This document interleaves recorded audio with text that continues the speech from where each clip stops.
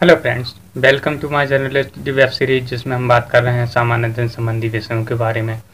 और आज के इस वीडियो लेक्चर में हम बात करेंगे जो चट्टान होती हैं, रूपांतरित चट्टान होती हैं, उनका रूपांतरण होता है।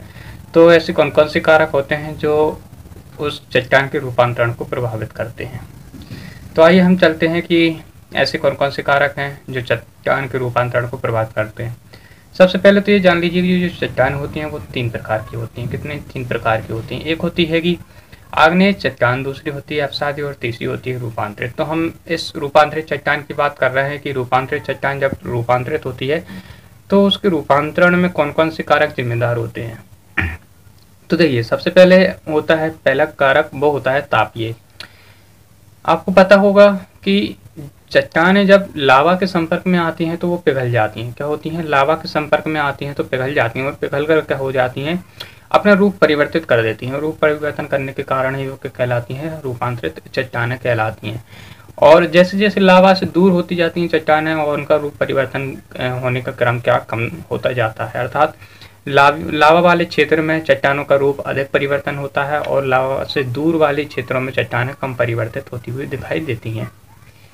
आगे चले, दूसरा कारक देखें तो जलीय रूपांतरण होता है। जलीय रूपांतरण ऐसे होता है कि देखिए, जब महासागर होते हैं, महासागरों पर जल अधिक भार होता है, जल का जो भार होता है बहुत अधिक होता है, और वो जल का भार चट्टानों पर दबाव बनाता है, और जब चट्टानों पर दबाव बनाता है तो चट्टानों का रूप परिवर्तन हो जाता है। चट्टानें क्या होती हैं? टूटती हैं, वहीं अपने स्थान से हिलती हैं, तो वो अपना रूप परिवर्तित कर लेती हैं, जिससे क्या हो जाता है? उनका रूपांतरण हो जाता है। तीसरा कारक की बात करें तो तीसरा कारक दोनों का मिला जुला हुआ है, जिसमें ताप और जल दोनों का प्रभाव सम्मिलित रूप से होता है। कैसे होता है कि देखो, जब चट्टानों के ऊपर जल भरा हुआ होता है, क्या होता है? चट्टानों को जल भरा हुआ होता है, और साथ में ही क्या होता है कि तापमान भी अधिक होता है। तो चट्टानों में जो परिवर्तन होता है वो ताप जलीय परिवर्तन होता है, या फिर जलीय ताप परिवर्तन होता है। ठीक है।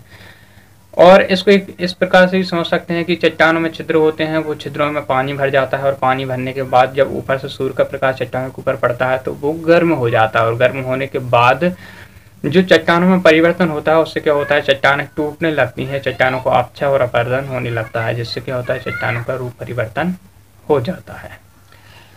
जो हमने देखा तीसरा कारण। चौथे कारण की बात करें, चौथा कारण होता है स्थगित कारक। स्थगित कारक में ये होता है कि चट्टानें अपने स्थान पर एक जगह बनी रहती हैं, लेकिन होता ऐसा है कि जब एक भारी चट्टान ऊपर होती है और उससे कम भारी चट्टान नीचे होती है, तो वह भारी चट्टान नीचे वाली चट्टान पर क्या करती है? दबाव बनाती है, और दबाव बनाती है तो वो नीचे वाली चट्टान का क्या हो जाता है? रूप परिवर्तन हो जाता है।